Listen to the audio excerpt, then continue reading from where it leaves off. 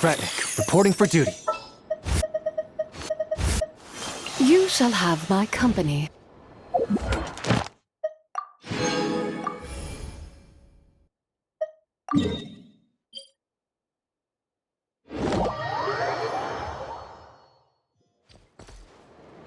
Ad Astra. Thank you for complete. Ad Astra.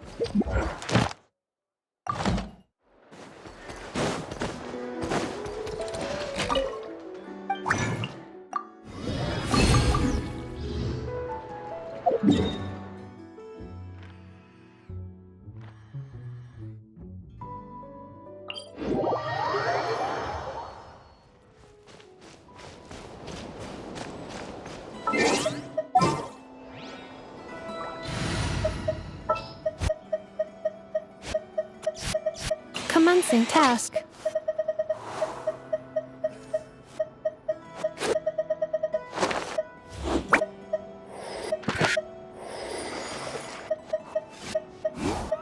We may leave at any time.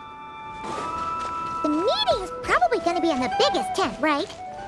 Looks like a bunch of people are there already. Why don't we go chat with them?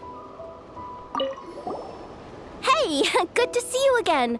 Oh, Boss Sneff asked me to pass on a message.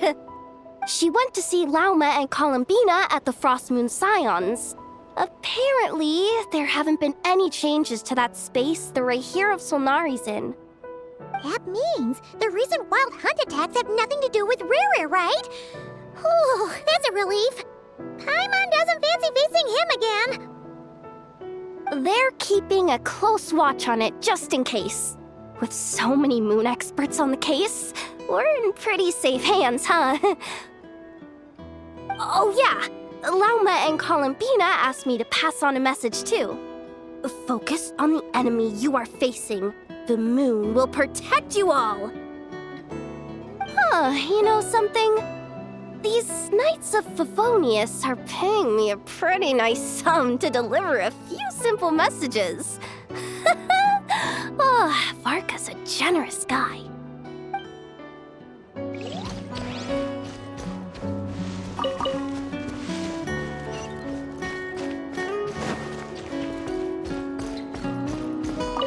Short distance propulsion module on cooldown. 15 minutes until next departure. Switching to chat mode. Hello there, Paimon, traveler. Varka placed a sizable order with the Clink Clink Krumkake craft shop.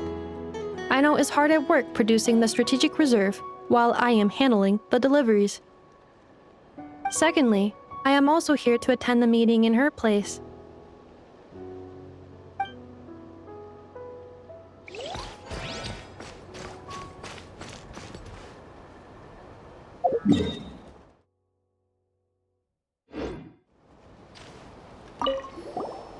Huh?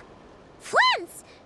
Paimon thought the Lightkeeper's rep would be Itlua or Nikita. You're quite right. However, Itlua and Nikita are both busy organizing the Ratniki's region-wide response to the recent attacks.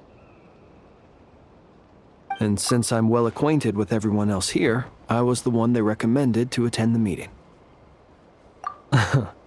Sometimes you don't get a choice when there might be consequences down the line.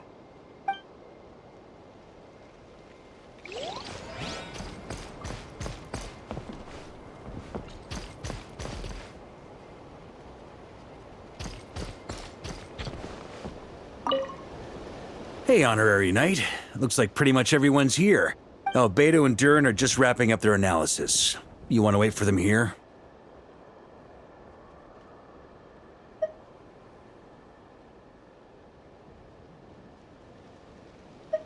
Great.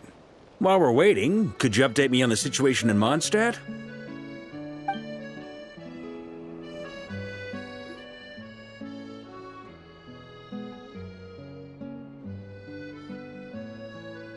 And that's where things stand. The Wild Hunt is no longer under the Guerriero of Solnari's control, but it has been reborn from the ashes and is now launching widespread attacks. Intel from the Frost Moon Scions and the Curatorium of Secrets corroborates this. No disturbances have been detected in the space where Guerriero resides. What we are facing here is a completely new foe. Summarizing current situation. To confirm, the present leader of the Wild Hunt is the creature resembling a wolf. Andrius, god of the North Wind. More precisely, it's the external will that has seized control of Andrius' spirit, namely Roland, the Bloodstained Knight. Whoa, whoa, whoa, whoa. Hold on. I'm completely lost. Isn't Roland some Mondstadter from like 500 years ago? How'd he suddenly get wrapped up with a god from 1,000 years in the past and the present-day Wild Hunt? Allow us to explain that part. Are you familiar with compensation mechanisms? When an organism sustains damage, relevant tissues will undergo changes to offset the loss of function. For example, when one kidney is damaged, the other will be strengthened to compensate. Or, when a main artery is blocked, the collateral vessels become more active. Similarly, when the Wild Hunt lost their leader, the Abyss harnessed the memories that flow throughout the ley lines to fashion a new one, fit for the present circumstances. That new leader is a mirror image of Roland, the Bloodstained Knight. Right. No matter how strong the compensation is, it will never quite match the functionality of the original organ. The Roland replica can't possibly imitate Guerriero's overwhelming power, nor his ability to disguise himself as others. So, the Abyss made use of the connection between Roland and Boreas to compensate for this lack of power. The replica corrupted and took control of Andrius as he slumbered by the bank of Eimsvartnir, ultimately manifesting as the giant beast that you all witnessed. However, exactly why the Abyss chose Roland to mimic, and indeed how it was able to do so, remains unclear. I guess he must have gotten caught up with the Abyss or Nodcry somehow during his wanderings through Teyvat.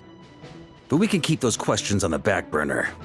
Okay, Paimon gets all that, but what did you mean when you said we can't kill him right now? We can't kill him right now because a dead god may prove more dangerous than a living one. From intelligence gathered during the expedition, we have reason to believe that the power released when a god is felled can have catastrophic consequences for us mortals. Worse still, the wrath that remains after a god's passing becomes a source of endless turmoil. Once god remains contaminate the land, they will persist for thousands of years. This land has already been ravaged by the Wild Hunt. If we add god remains to the mix, it'd be like adding salt to an open wound, placing everyone who lives here in perilous danger. Query. While I can indeed find records of disasters caused by god remains in my database, there also appear to be cases of gods dying naturally with no ill effects. In that land, the passing of the Pyro-Archon's flame is a common occurrence throughout history, and even the part of Andrius who remains in Mondstadt has experienced death once before, has he not? Great question. Glad you asked. Honorary Knight, you said Lupus Boreas gave you a token to pass on to me? Please, present it now. It should help explain things faster.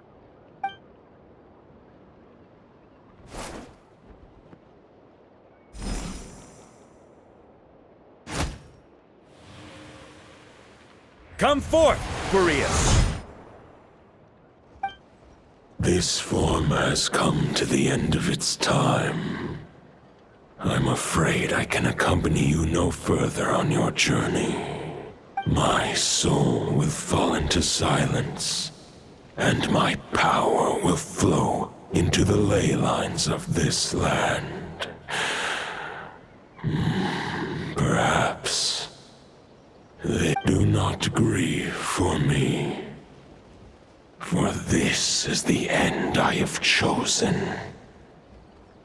Instead, remember that one day, your wandering too must come to an end. A final wish before I slumber.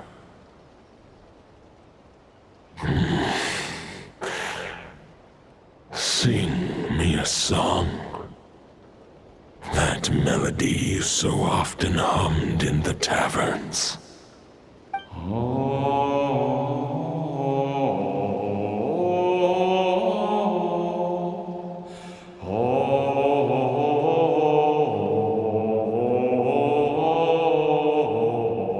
You saw it too. You must have keen powers of perception. Not that it surprises me. That was Boreas's final thoughts before merging with the ley lines. It's the reason Mondstadt remains unharmed by his god remains. In his final moments, he made a choice to give everything he was to the ley lines. All to protect Mondstadt from harm. Sounds like Andreas spent thousands of years searching for his place in the world, too. Yes. And now our task is to return the answer he found, the decision he made, to Andreas' heart. Only then can he break free from the corruption and control of the Abyss, and make that decision once more. I see. I would say that planting thoughts inside the mind of a god sounds a little far-fetched, but since it was his own wish to begin with, it sounds feasible to me. Wait, we already have a perfect solution? Then why are we even having this meeting? Let's go do this thing! Ha ha ha. If only it were that simple. Unfortunately, this one thought alone is unlikely to be powerful enough to break through the Abyss's control and reach Andreas' heart. We need to find a way to make the thought within this sword stronger and more resilient. For now, Boreas needs all his remaining strength to fight against the abyssal corruption to Mondstadt's ley lines. He can't afford to send us any more of his power. However, since his form was unstable during his journey with the first Knight of Boreas, many wolf spirit fragments were left behind along the way. If we can collect those fragments, we can use them to strengthen the decision to merge with the ley lines. So we need to retrace his steps and look for random fragments? But they could be anywhere between Nodcry and Mondstadt. It'll be like looking for a needle in a haystack. You don't need to worry about that. There's a few fragments left to gather in Nodcry, but apart from that, most of them are already inside this sword. I've been collecting them during the whole expedition. Huh? Wait, really? I mean, it's an expedition, not a stroll in the park. Each step of the way, we've been hard at work planning for every possible contingency. Not just the wild hunt in the Abyss, but ancient gods remaining in Nodcry. Sounds like this plan was a long time in the making. It's almost as if you foresaw the future. As a matter of fact, I did. I caught a glimpse of fate's reflection. But I can't take credit for it. It was all thanks to the help of a few friends. Still, all I foresaw was that an abyssal calamity was brewing in the north. Had I known more, we could have saved a lot of energy. Instead, we've had to make best guesses, prepare for every possible scenario. If all that preparation went to waste, all the better for it. But anything that proved useful, we knew we'd be grateful for down the line. Sure is. Just one crucial step remains. We need to gather the last few wolf spirit fragments scattered around Nodcry, and use them to make the thought within this sword as strong as it could possibly be. According to what Boreas told me before we left Mondstadt, his form was at its most unstable at the beginning of his journey. That means the fragments here should be the most powerful ones. But of course, we've been tied up fighting battles since the day we set foot in Nodcry. First with the Wild Hunt, then with the Doctor. So, it wasn't until recently that we were finally able to confirm the status of the Wolf Spirit fragments. We now know there are 3 left to find. Okay, so 3 more mini expeditions to go. I managed to gather 1 fragment before Roland reappeared. I also have a confirmed location for the second, which I'll take care of in short order. As for the 3rd fragment, we've identified a general search area to focus on, but we'll need all hands on deck to pinpoint the exact location. The final snag is that since our foe is a replica of Roland, he too will be aware of Andrias' history. He's sure to try and sabotage our plans by any means at his disposal. So everyone needs to bring their A game. With our foe being from Mondstadt, it's our duty as Mondstadters to defeat him. And since the Wild Hunt is involved, the Lightkeepers will provide their full support. The Clink Clink Krumkake craft shop will also help in any way we can. So what do they need me here for? Wait, I think maybe I signed a contract at some point. Didn't exactly scrutinize it, though. I mean, who actually reads those things anyway, right? Ah, great. Knew I could count on you all. Lastly, our friend from the Curatorium of Secrets will provide intel and relay battlefield communications. Looking at you, Yehoda. So, you'll be darting back and forth across the battlefield, dodging the Wild Hunt and the shadow of an ancient god. I'm impressed by your courage, Miss Yehoda. Rating for Yehoda updated. Higher quality ingredients will be used to prepare your future meals. Darn it! I should have known this payday wouldn't come that easy. I'll deal with the second Wolf Spirit fragment, which we already know the location of. The moment you make any progress with Fragment 3, be sure to give me an update. Traveler, could you join me in retrieving Fragment 2? I have a feeling that your unique constitution might come in handy. All right, time is of the essence. Let's move out, people. Dismissed!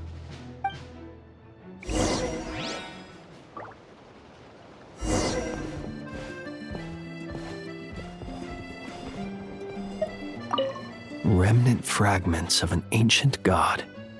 Thoughts stored inside a blade. Maybe I'm overthinking this, but I suspect there is more to Mr. Varka's plan than what he's revealed to us so far. Then again, the enemy can harness the Wild Hunt to spy on us wherever we go. As our commander, I'm sure he has his reasons for choosing not to tell us everything.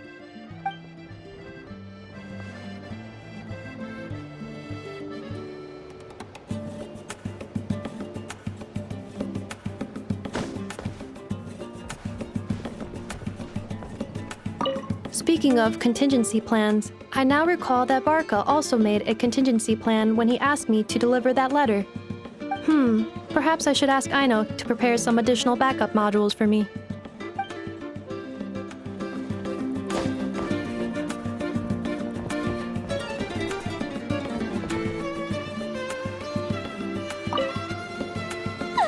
Yehoda, you dummy! You took the stupid job of your own free will! Crying isn't gonna get you out of it!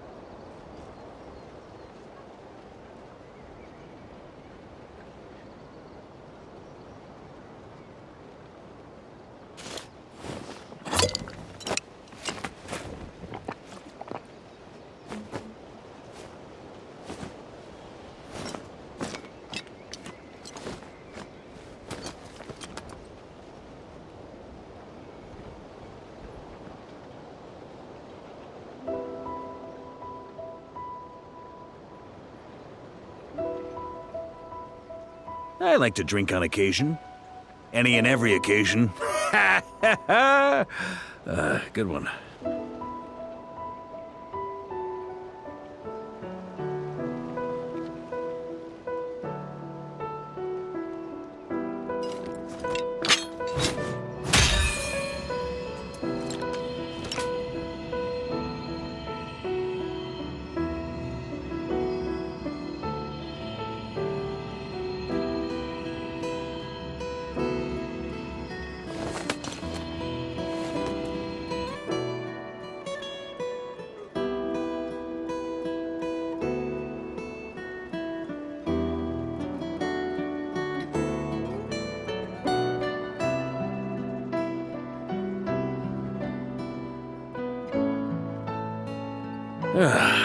Sure feels good to get away from my desk. Now, where's a good spot for a nap?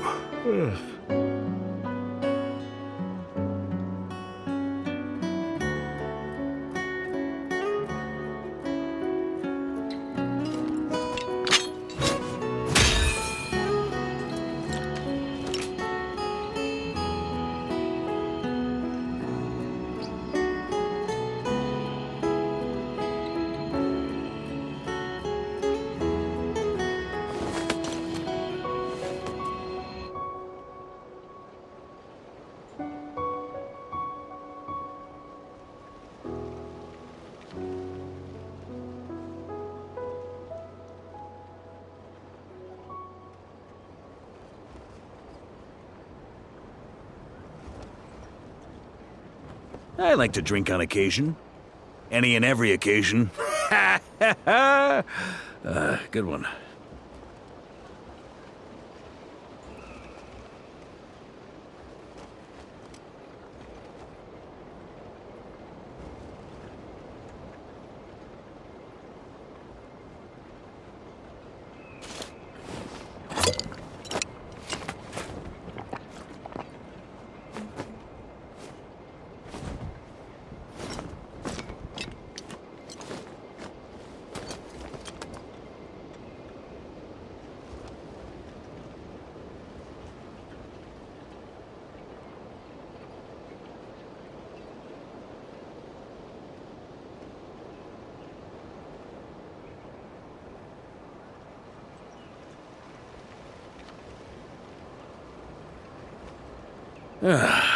Sure feels good to get away from my desk. Now, where's a good spot for a nap?